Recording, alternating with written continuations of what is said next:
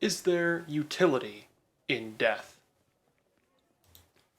In both legal and moral philosophy, the death penalty is an oft-discussed topic. The moral philosophy of utilitarianism has been utilized to form both positive and negative arguments for the death penalty. And in today's lecture, I'd like to examine some of those arguments while presenting some of my own.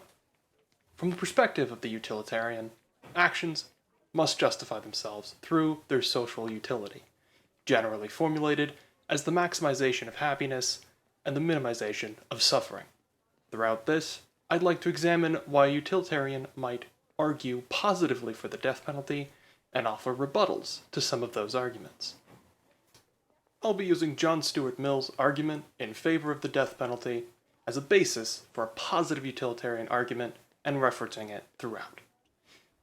Mill's argument is based on two primary features, namely that the death penalty disincentivizes crime and that the death penalty is more merciful than life imprisonment. I'll tackle both of these points throughout this work and continue by summarizing why Mill's argument for the death penalty doesn't work on utilitarian grounds. We'll start by examining the first of Mill's two main points, that the death penalty disincentivizes crime. This claim is primarily based on the idea that the existence of the death penalty as a potential punishment would stop those who may otherwise be considering a criminal action. Joining me to help elaborate on this point is very special guest, John Stuart Mill. Take it away, John. But the efficacy of a punishment which acts principally through the imagination is chiefly to be measured by the impression it makes on those who are still innocent, by the horror with which it surrounds the first promptings of guilt, the restraining influence it exercises over the beginning of the thought which, if indulged, would become a temptation, the check which it exerts over the gradual declination towards the state, never suddenly attained, in which crime no longer revolts and punishment no longer terrifies. Thanks, John. Now, the idea as to whether or not this fear is effective or not is an open question, and it seems almost unfalsifiable, as studying those who would have committed a crime in the absence of the death penalty seems to be a very difficult analytical task. Due to the difficulty in testing such a claim, we must simply assume it would be true for this argument to hold. With that said, the idea that such a final penalty would deter at least some from committing a crime is not a large leap in logic to make, and as such, it's not the main problem I have with this particular line of reasoning. When we say that people are dissuaded from criminal acts by fear of this kind of punishment, that assumes a level of rational decision-making that may not be involved in a large amount of criminal acts. In crimes that are thought through, perhaps we could imagine some people deciding not to go through with some particular criminal act out of the fear of death.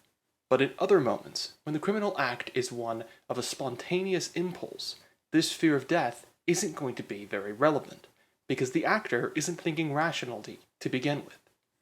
With this in mind, if it is the case that a large amount of violent crimes are more commonly done in the spur of the moment, then the fear Mill hopes would dissuade these acts may not be applicable.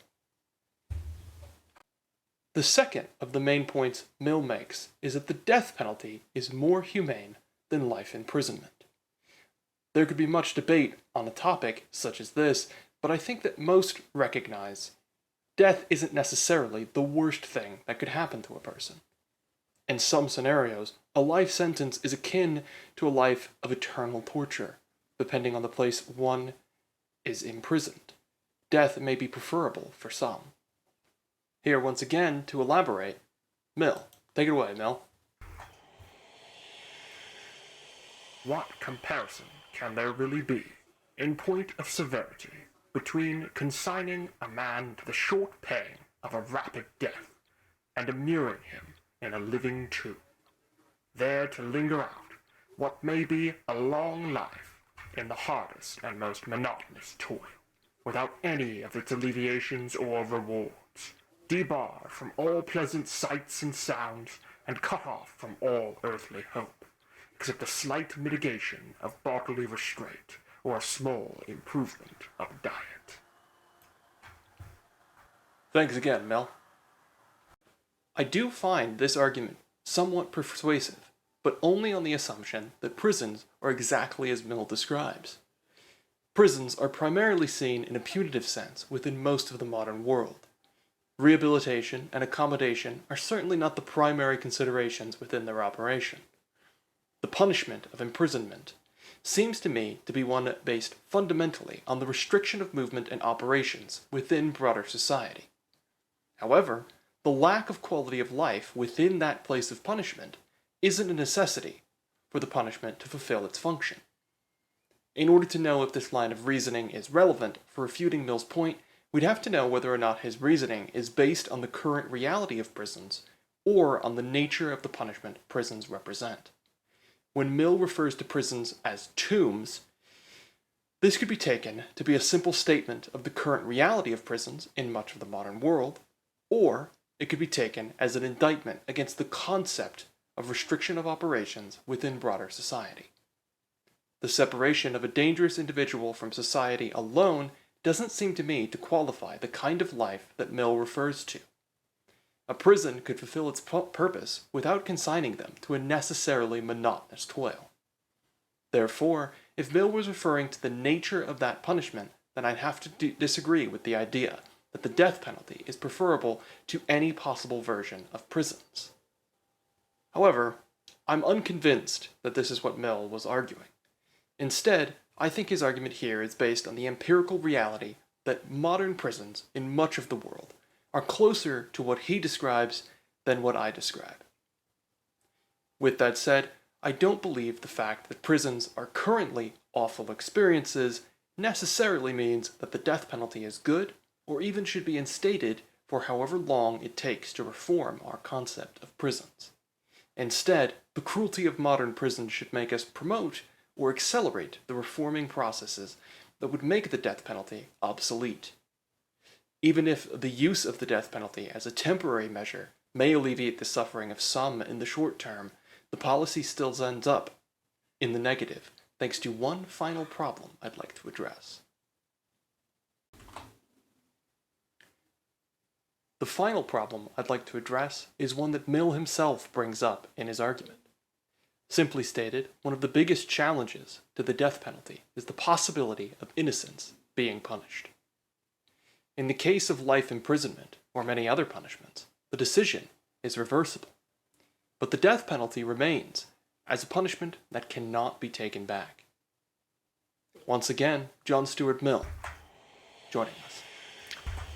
There are, on the continent, great and enlightened countries in which the criminal procedure is not so favorable to innocence, does not afford the same security against erroneous conviction as it does among us.